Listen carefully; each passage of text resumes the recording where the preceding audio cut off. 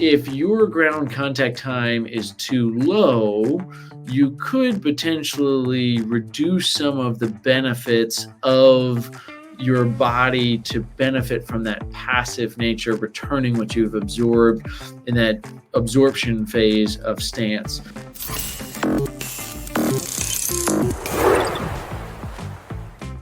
Hi, everyone. Welcome to the Run DNA podcast. Doug Adams here.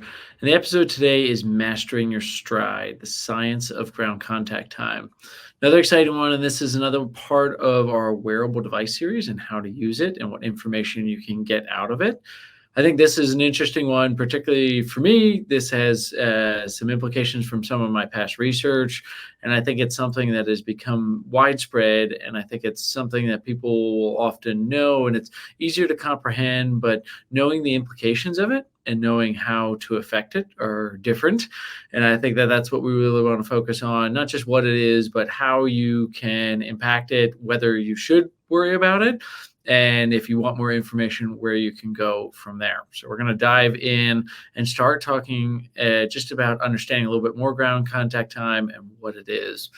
So when we run, there's often many phases of running that we talk about, but in the simplest terms, we can say there's stance phase and swing phase. So the percentage of time or the amount of time that you spend on the ground is often your stance phase. And the ground contact time is just basically another term for stance phase, how long your foot is on the ground. And we'll define this in left versus right.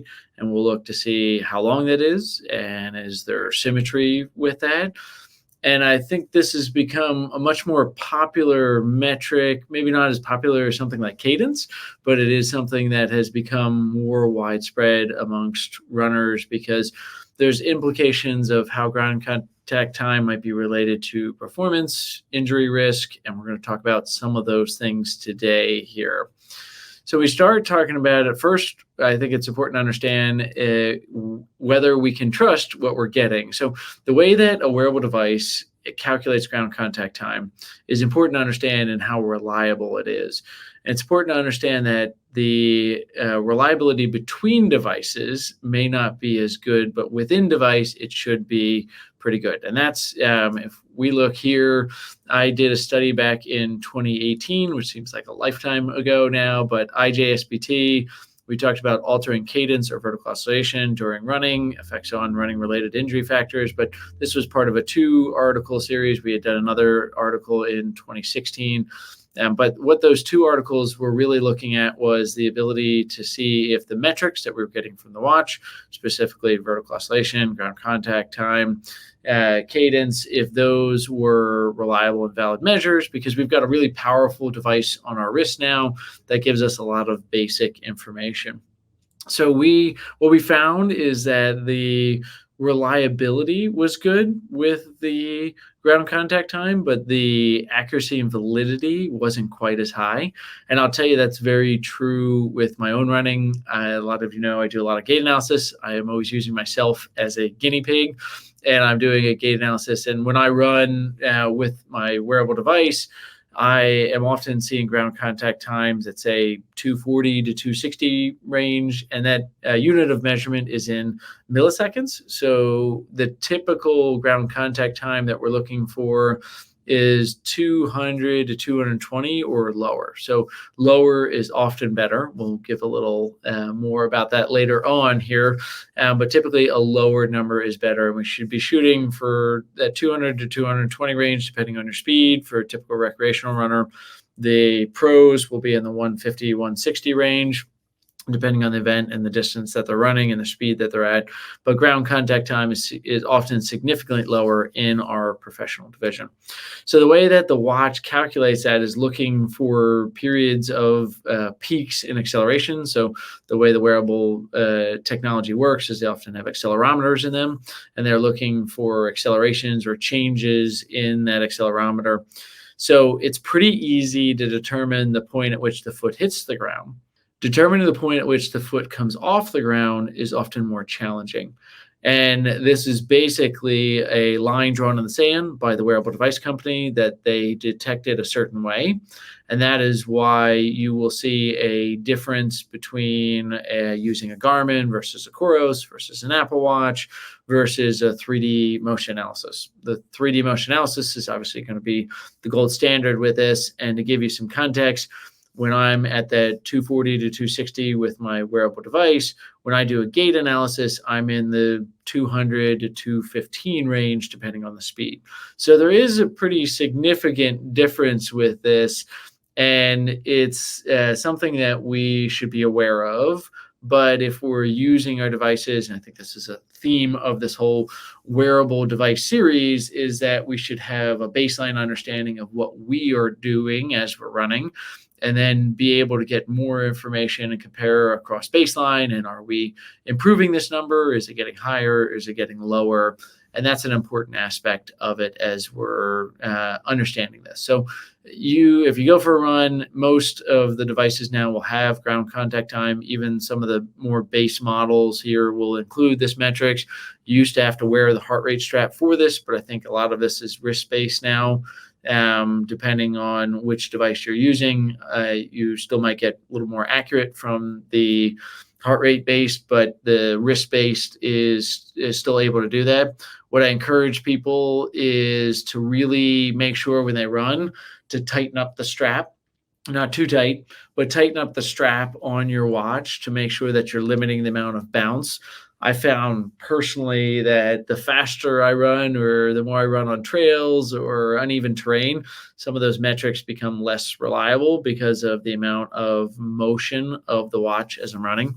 So if you're looking to measure this metric, make sure that you're tightening that watch strap up pretty well so that it's not moving around too much. So we found that this number was reliable. The validity was close, but not great, kind of like we just discussed about, but it is more of a reliable things here. So now what does it mean, and should we really be paying attention to this? I think there's a growing body of evidence around this, but we still need some more answers. We still need to find out some more information about how does this relate to our efficiency? How does this relate to running injury risk, performance? It's pretty well seen that a lower ground contact time can be, a correlation is not causation, but it can be seen in faster runners. And that makes sense. The less time on the ground, the less forces you're absorbing. So it is a important measurement there here. We'll see recreational runners will have much higher amounts. And some of this is related to a term that we call stiffness. And we see a stiffness is a measurement that we use in our 3D system. And it is the simplest way to explain is how springy you are. So if you have a high amount of stiffness, you will not go through a lot of motion, and your body is quickly getting off and on the ground. So you're getting a lot of passive return from some of the forces that you're absorbing, and you're able to return those into forward propulsion. A lower amount of stiffness means that you go through more motion, and you might have to have more of an active component to running to get that same forward propulsion. So stiffness, again, is another metric that we're still understanding and researching, but it's one I have looked at in thousands of gait analysis that I've done now. And the stiffness is more of a performative metric that we're looking to see that when the stiffness is higher, that we will see that often improve performance, improve mechanics, taking advantage of some of the passive natures of our anatomy so that we can get a little more running economy and running efficiency. And I'll see a pretty strong correlation of this where when the stiffness goes up, it's often the ground contact time is going down.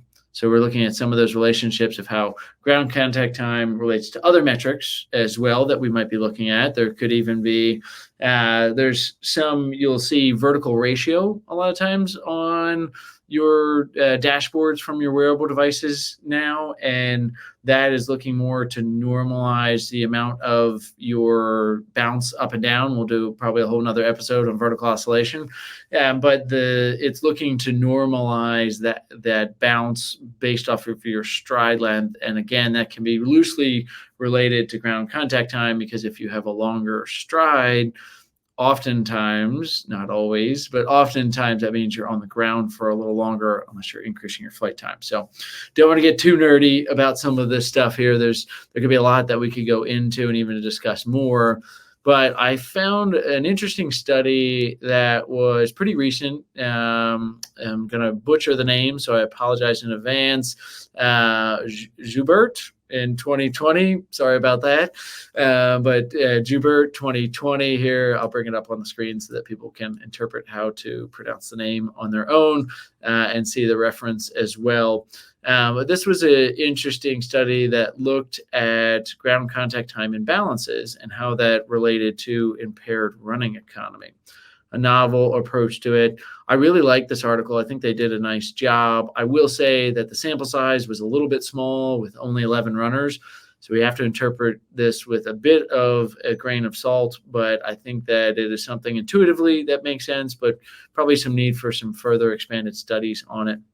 But I wanted to highlight a couple things from this study and why we should pay attention to ground contact time and maybe what you should look for.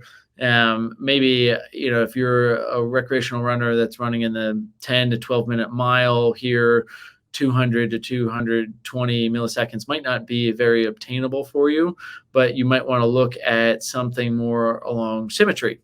And what this study showed is that an approximate 3.7 increase in metabolic cost for every 1% increase in ground contact time imbalance across runners. So that's an interesting finding, that if you see a 1% increase in your ground contact time on one side versus the other, that means 3.7% increase in metabolic cost. And the article did a nice job of explaining this kind of in so what. They said for a runner that's about 154, 155 pounds here, this would equate to 105 more kilocalories of increased energy expenditure in a marathon for each of that 1% imbalance. So, with this 175 pound or 155 pound runner, if they had a 3% imbalance there, they would burn an additional 315 calories for the marathon. That's a pretty interesting finding here, because you think about when we're talking about this in milliseconds, there's not a huge difference. A 1%, if you were looking at somebody that is at 200 milliseconds for easy math here, that's not a big difference here. We're looking at just a couple of fractions of a millisecond here, or just a few milliseconds here, fractions of a second, that really make a big difference in somebody's efficiency with running here. So if we're seeing that inefficiency, that's going to add up, and that this might not directly speak to injuries from this, but it might speak about performance, and we might see some asymmetrical use of energy. And there was some speculations in the article, although nothing was definitely studied with this. They did take some circumference measurements of the limbs to try to see if there was a difference in muscle mass size. But what they were basically speculating a bit is that if there's changes in the muscle activations or changes in the muscle strength or size, that could contribute to some of these muscle asymmetries, and why there is a running economy deficit for them, because one side might be working harder to try to keep up with the other side, and there might be those imbalances. So I definitely need more studies on that. That's not something that we can make a hard, fast conclusion about why there is an increased metabolic demand, but we can say that if you do notice a left-right balance, that would be, in the example that they had from the article, 51.5 ground contact time on the right and 48.5 ground contact time on the left. That could be 315 more calories for the marathon. So I don't know if anyone wants to suck down an extra 3 gels during a marathon there at about 100 calories a gel. And that could be a little tough on the tummy there. So we'll have to consider that. And additionally, they brought in the stiffness as well, that the decreased leg stiffness has been linked to increased ground contact time and impaired running economy. So there's just some articles supporting what we were talking about earlier about the stiffness factor. So I think that that really is an interesting finding, that even small percentages can have an increase, 2 or 3%. And if you're looking at your data and you're seeing some of those numbers, might not seem like a big difference, but that can add up over time. And that's why it really is important to get a gait analysis and make sure that you're understanding why that's happening. A lot of these wearable devices and kind of the lower level technology, that's giving some of these spatiotemporal data here, that tells you a lot about what's going on, but as it doesn't really give you an idea of why it's happening. So if you do notice these, I'm going to give you some advice for improving ground contact time and improving ground contact time balance. But I think it's also important to stress that you should get a gait analysis with the highest level that is in your capabilities and your resources. If you can get a 3D gait analysis, it would be definitely helpful to understand why these ground contact time balances are happening and what might be contributing to it, and matching this up with your strength and your flexibility so that you have a plan of how to address it. In the short term, just giving you some thoughts, if you're healthy to do so, some actionable tips on how to improve your ground contact time. I think there's a talk we could talk about cadence here, where if we increase cadence, we should reduce the time on the ground. So that is something, but I urge people that don't just start increasing your cadence if you don't know what you're doing. I think I've seen many runners come in to see me because they've just said, oh yeah, I'll just increase my cadence, and they're not really sure how or why they're doing this. And that can lead to some other trouble. So I wouldn't say just like go out and up your cadence by 5 to 10%. That could have some other implications with it. What I would say from a metronome and a cadence standpoint might be better is if you notice that asymmetry, observing what your cadence is, and then doing cadence retraining that sees if you can try to get more symmetry with it, where it's left, right, left, right, left, right with a metronome, and making sure that you're getting a symmetrical pattern with the metronome, and just setting it at your current cadence, whatever that cadence is. That'll give you a way to focus on improving it. When you do that, I would then be aware of what is speaking out to you when you change this. If you start doing this and noting, hopefully you have better rhythm than I do. I have no musical genes in my body, so I have zero rhythm. So a metronome, sometimes I have to go by the visual more than the beat. But if you start changing that and you do get more symmetry, and you can use your wearable device while you're doing it to give you a little feedback there, start to observe what you notice. Do you start feeling a little bit more sore in your left quad? Do you feel your glutes kicking in a little bit more? Is your calf sore?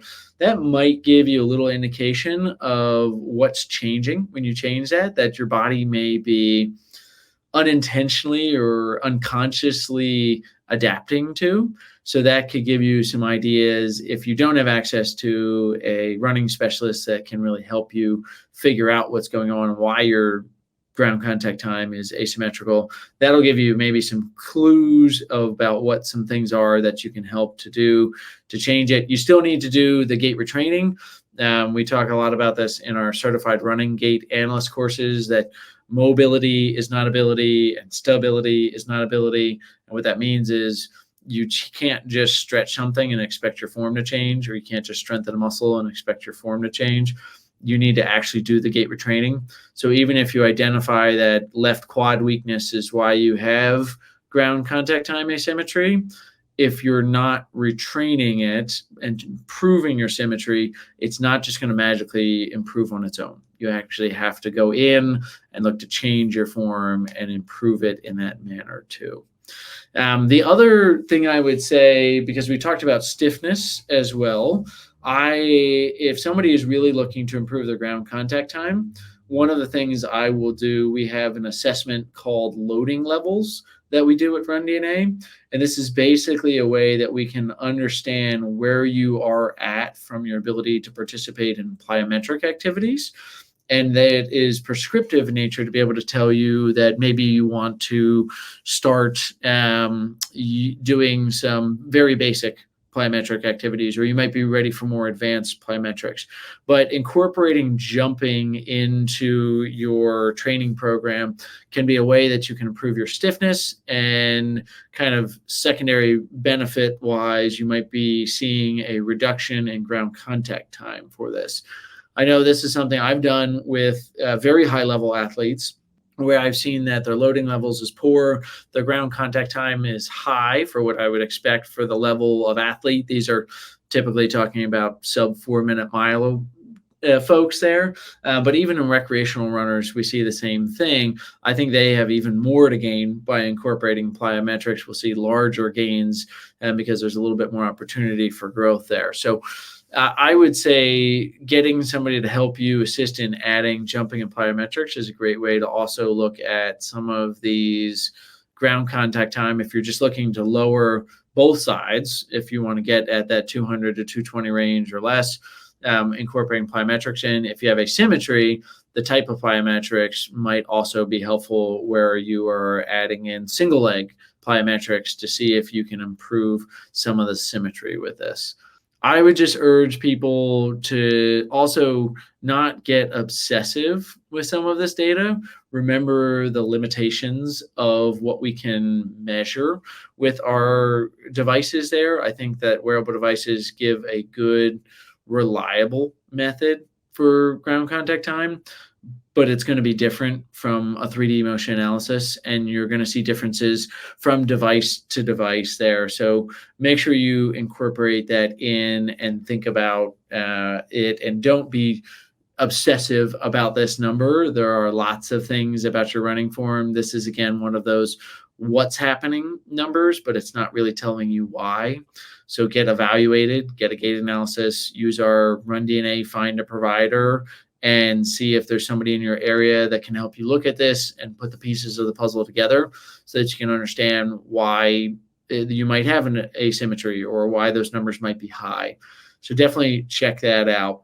And then one more before we kind of wrap up here. I've had a debate more than once with a couple of different providers here about, especially on the professional side, this is not necessarily a worry from a more recreational runner here, but on the professional side, is there such a thing as too little ground contact time? Can you get too low with this? And I'm a little bit in the camp that there could be too low of a ground contact time, because there's a certain amount of passive nature that we need from running to help us with forward propulsion.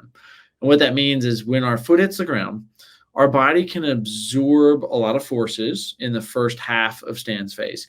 And then we can see that a healthy body can return 95% of that energy absorbed in the first half of stance, in the second half when we're now talking more of propulsion.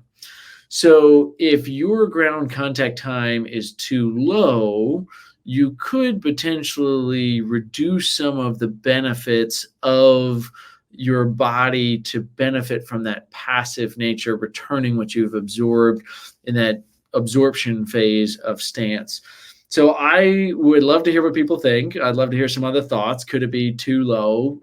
I have evaluated some of the fastest runners in the world with our 3D, and I do see they all typically get to a certain low point, and I don't see the faster they get, even world record holders that I've worked with or national record holders, they're not necessarily much lower, if at all, or they might even be a little higher sometimes compared to their counterparts that are maybe in the top 20 in the world as opposed to being in the top 1 in the world there. So it's an interesting metric from a performance. And if you want to get nerdy with me and talk a little bit about that, please leave some comments. I'd love to hear what you thought about that, and if there's anything that you've seen or observed with that, or if you think there can be too much of a good thing with ground contact time. So just summing up, ground contact time is a very interesting metric. It is widely available. The reliability is good. The inter-rater reliability is not as good between devices. You're definitely going to want to trust the 3D analysis more than you would trust the watch for that. And those challenges come from really how you define the point at which the foot comes off the ground. So that's why there's variability, but it's still a valuable metric, and it should be pretty reliable within itself. So check it out.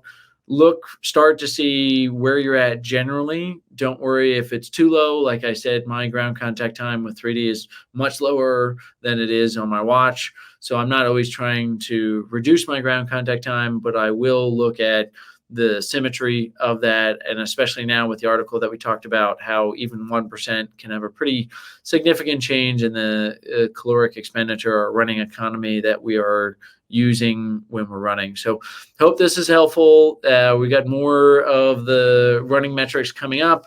Please let us know. Love to hear from you, other things you're looking for, but hope everyone has happy running, and thanks for listening today. Like what you hear? Leave a review of the show wherever you listen, and don't forget to subscribe so you never miss an episode. RunDNA helps runners and running specialists through education and technology to identify each runner's unique injury profile to avoid setbacks and maximize results. The RunDNA podcast is produced by Ace Running LLC. The RunDNA podcast is intended for educational purposes only. No clinical decision-making should be based solely on one source. While care is taken to ensure accuracy, factual errors can occur. Always seek the guidance of qualified medical professionals before making healthcare decisions. Find us online at rundna.com.